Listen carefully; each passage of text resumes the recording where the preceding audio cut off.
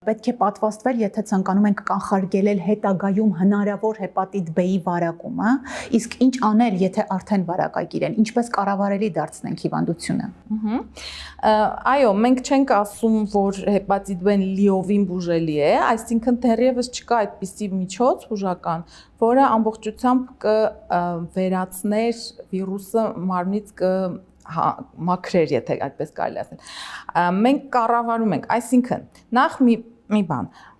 վարակից հետո վիրուսը կարող է իր ակտիվությունը տարբեր կարող է լինել օրգանիզմում, կարող է նա շատ ակտիվ բազմանալ վիրուսը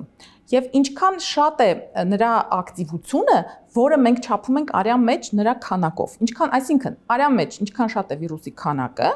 այնքան ակտիվ նա վնասում է լյարդը։ Կարող է լինել մաչելի խոսքով ասած քնած փուլ, երբ վիրուսի քանակը ցածր է, այն ակտիվ չի բազմանում, այն կա, բայց ինչքան քանակը ցածր է, այնքան համարվում է, որ նա լյարդը ավելի քիչ է վնասում կամ գրեթե կարող է եւ չվնասել։ Այսինքն կա մի այդպիսի սցենար, երբ մարդ ապրում է վարակով,